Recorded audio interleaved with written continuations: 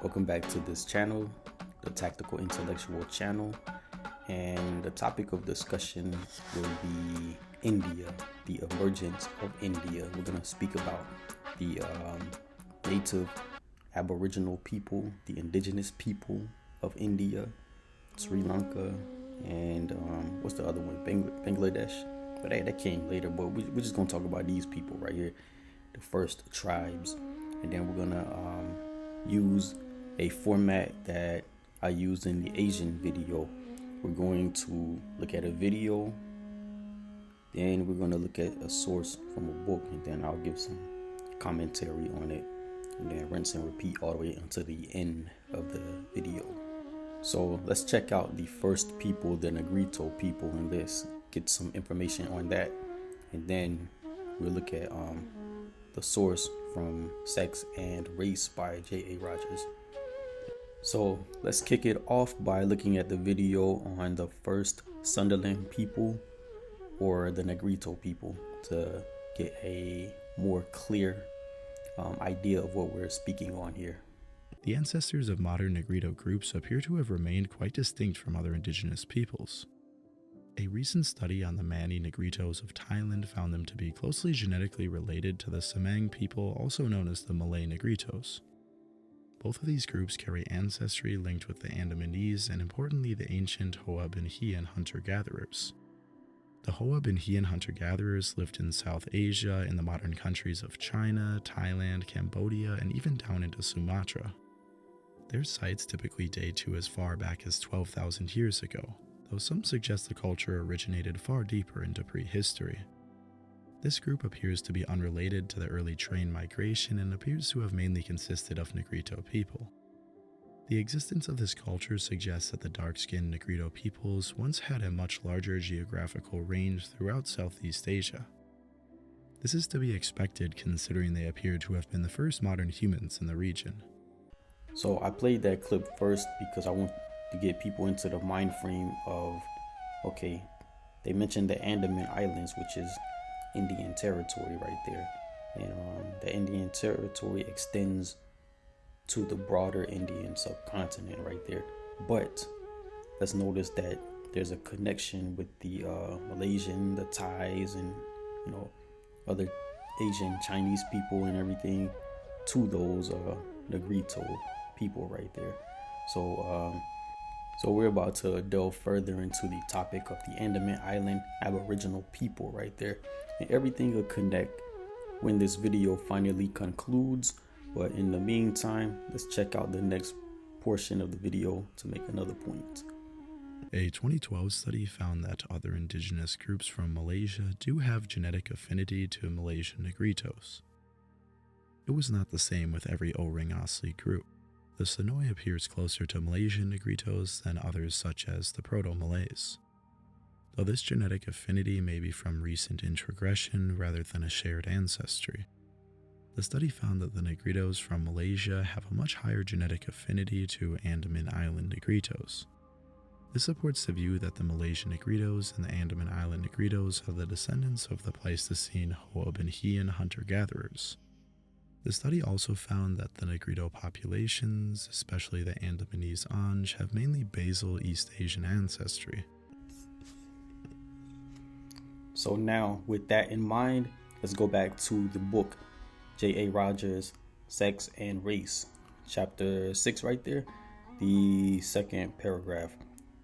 Check out what it says. H. Imbert, a French anthropologist who lived in the Far East, says in Le Negrito de la Chine, the Negroid races people at some time all the south of India, Indochina, and China. So really, that was the point of focus right there. Now we can move on to the real, meat and potatoes of this subject right here. Okay, so let's delve into chapter 5 of this book. And the name of the chapter is Who Were the First Inhabitants of India? And it reads, according to the distinguished authority Jufrida Ruggieri, the earliest East Indians were the Negritos. In his first outlines of a systematic anthropology of Asia, he names them as the first.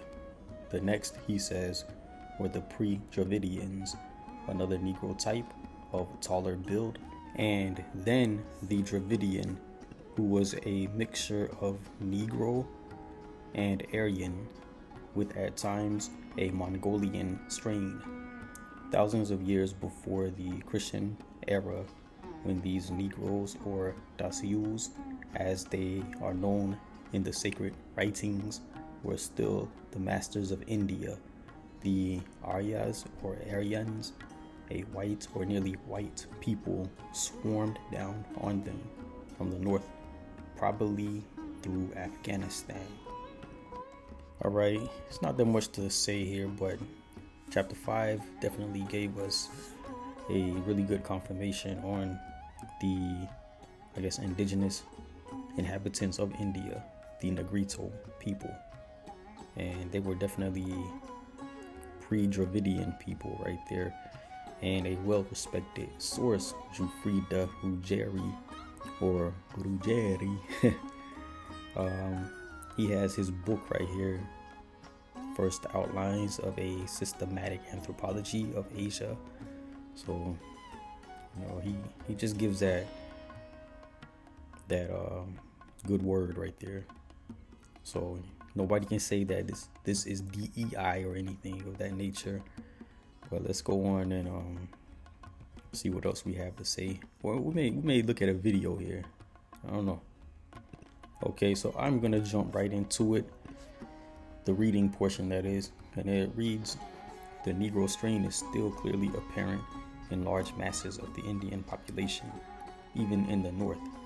There are any number of East Indians who are indistinguishable from Afro-American mulattoes. In Spain, I once saw an Afro-American girl, a dancer, who had dressed herself up to look like a Spanish señorita, and who had succeeded too. Later, she went to India and returned to Paris, where I saw her. In the meantime, she had married an Indian and was now dressed like an East Indian. This time, she looked like an East Indian, while her husband, who wore Western garb, could easily have been taken for an American mulatto. In short, the couple was East Indian or Spanish or Afro-American type, according to their dress. In southern India are still to be found Negroes of a type almost as pure as those of Africa. On the Andaman Islands, not too far from Burma, are what are probably the purest type Negroes in existence. The Minkopis, their hair is so excessively woolly, says Risley, that when separated from the head, it is almost unrecognizable as human hair. Certain other tribes, as the Nayadi, Urali, Kadir, and Bendkar, are as Negroid as certain of the natives of New Guinea. The Dravidians, or mixed bloods, now number between 30 and 40 million, and were the founders of a civilization which, in architectural beauty and grandeur, equals some of Egypt's most famous structures. As Professor Houghton says, a large share of responsibility for the great civilization of India must be assigned to Negroes, since there is unquestionably a very strong Negroid strain in the Indian population. Okay, so that's about it. Reading that right there. Now we're gonna go into the video. I'm going to chop this video up a little bit because it's a mix of East Asian and then the Indian type. So I just want to keep it like more of the Indian subcontinent.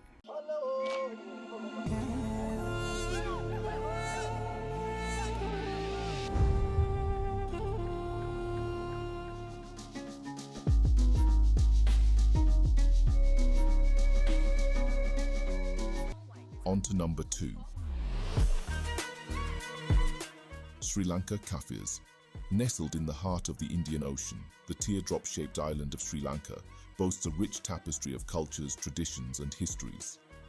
Among its diverse inhabitants, one group stands out as a fascinating testament to the island's multicultural heritage, the Sri Lankan Kafirs. The origins of the Sri Lankan Kafirs can be traced back to the 16th century, when Portuguese colonialists brought African slaves to the island. These slaves were primarily of Bantu and Khoisan descent, from regions now known as Mozambique, Tanzania, and South Africa. Over time, these African individuals intermingled with the local population, resulting in a unique ethnic group known as the Kafirs. Over the years, their genetics have developed as a result of intermarriage with other ethnic groups, contributing to a unique blend of African and Sri Lankan characteristics. Their phenotype often features a range of skin tones, hair textures, and facial features, reflecting the diverse ancestral heritage that defines their identity.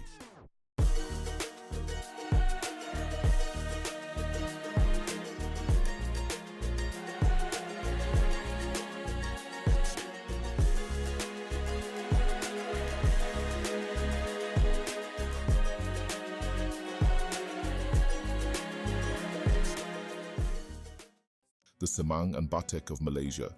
Malaysia, a country renowned for its cultural diversity, is home to the Semang and Batek people, who stand as distinct groups embodying the ancestral heritage of the region. The origins of the Semang and Batek people trace back to the ancient inhabitants of the Malay Peninsula, contributing to the complex mosaic of Malaysia's indigenous population.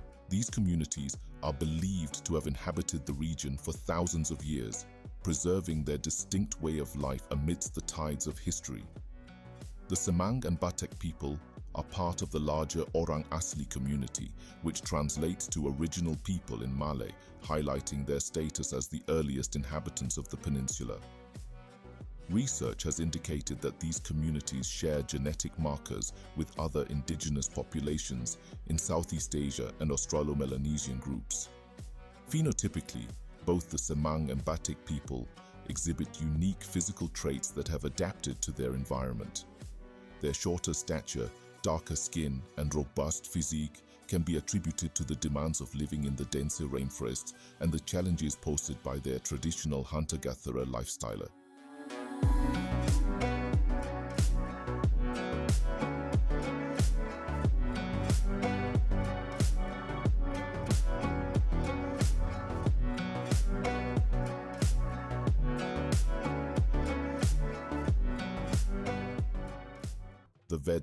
The Veda are a minority indigenous group of people in Sri Lanka. The Veda minority in Sri Lanka may become completely assimilated. Most speak Sinhala instead of their indigenous languages, which are nearing extinction. It has been hypothesized that the Veda were probably the earliest inhabitants of Sri Lanka and have lived on the island since before the arrival of other ethnic groups in India. Their arrival is dated tentatively to about 40,000–35,000 years ago. It has been determined in studies to be likely that the branches of haplogroups R and U, found to be particularly prevalent in the Veda, were derived from ancestors on the Indian subcontinent. Phenotypically, the Veda display a deep brown complexion of the same hue as black Africans. Their facial features are also remarkably similar to those of many African black populations, such as the Ethiopians and the Sudanese. Their hair, though, is straight and black. They may not be black in the cultural sense, but their dark complexion mirrors the vibrant hues of sub-Saharan Africans.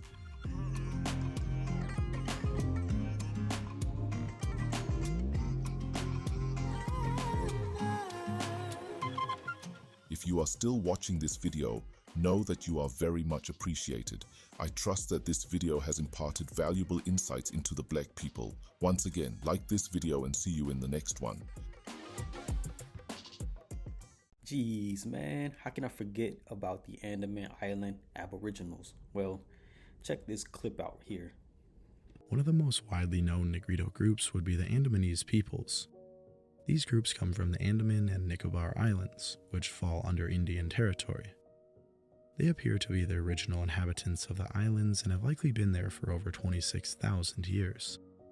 The subgroups of these people consist of the Great Andamanese and the Jawas of the Andaman Archipelago, the Anj of Little Andaman, and the Sentinelese of North Sentinel Island. Many of these people have been decimated by contact with the modern world. The Jangle people went extinct in the 1920s, and every other tribe has vastly reduced in numbers except the remote Sentinelese. Real contact has not been made with the Sentinelese, some of the last people in the world relatively untouched by modern civilization. So definitely these videos add superb context to everything. We're not just speaking just to hear ourselves talk, So you have to have the facts and evidence that shapes the context of everything. And then you can have a refined perspective, when you ever want to speak about these things to other people, especially in this day and age where the narrative is mostly fictionalized. The accounts of history is so fictionalized that it's crazy, man. But we're gonna reinstall truth, most definitely. And like I say, these videos is self-explanatory. People online, they want to say they want to erroneously use the word woke, or better yet, misuse the word woke. They really mean faux woke, because woke is just based in truth. You're saying things that's truthful, and I don't want to get all into that, but this is all about truth right here. And we do have some more to read from the book Sex and Race, Volume 1. So let's get into that right there. So now this is still from the book Sex and Race right here, and this is nothing more than a visual to see that your eyes are not lying to you.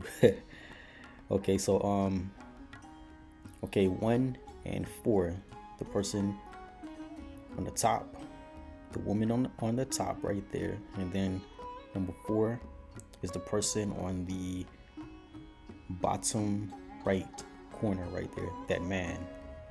They're both from India right there. Okay, now 2, the person that is on the bottom left corner, that's a West African person right there. That's the number 2 right there. And then number 3, or the person that is in the bottom center of the overall larger picture right there, that is an ancient Egyptian statue, I think. Or anyway, you can see that all these people, they visually appear very similar to one another, feature wise and everything. So yeah, just that melanated component right there that India had, still has, and will have. Okay, so let's go on to the next. Yeah, as a disclaimer, hey, I know you guys hear the background music and it sounds like something from some kung fu flick or whatever, but I assure you it's definitely Indian. I got this from the Epidemic Sound website right there, and it's definitely Indian or Bengali or Bangladesh or whatever, that part of the world. It's not Chinese or Korean or anything, but as far as I know, that element, that musical instrument or musical sound could have came from the Negrito population, because they covered both India and China and all of that. So who knows? Let's go on to the next point or piece of information. Okay, so this is the last part that I want to read, just to bring awareness and disclaimer. In no way am I trying to be offensive, because I know in this day and age, people can take the idea of a harem and try to impute motives that are misogynistic onto the person just reading it. So this is not being misogynistic or woman hating, but I'm gonna just go ahead and read it. And it says, in India, as in the Near East, Black women were and are taken freely into the harems of the rulers. Burton says, women with white skins are supposed to be heating and unwholesome. Hence, the Hindu Rajas slept with dark girls in the hot season. Incidentally, in Africa, white men also choose Negro women for the same reason. Their skins are said to be velvety and cooling. As regards skin color, the Kama Sutra, or love precepts of the Brahmins, teaches abhorrence for a very white skin or a very black one, and places both in the same class with a bad smelling woman. The passage reads, women not to be enjoyed, a woman who is extremely white, a woman who is extremely black, a bad smelling woman. So I'm definitely going to bring this up again when we start getting into the Aryan tribes coming from like the Stan region, Afghanistan, Kyrgyzstan, Uzbekistan, or just that Central Asian region right there, because that's where all this racial stuff come in to play at, from that area right there. So you'll see this being read again, and like I say, not being misogynistic or anything, just how things were back in the day. So it also explains like the mixture that we see in India and even the Near East today. So that is something that is beneficial for us to know and be aware of, that it actually happened. So that's the end of this video presentation right here. Part 2 will be a little bit deeper because more academic sources will be utilized and the picture will become clearer, especially knowing who the original peoples were. Then we start bringing in more people and probably detailing, I guess, the mixtures and then the outcome genetically and phenotypically of these mixtures here. So that is it, and I'll catch you guys later, or you catch the video later.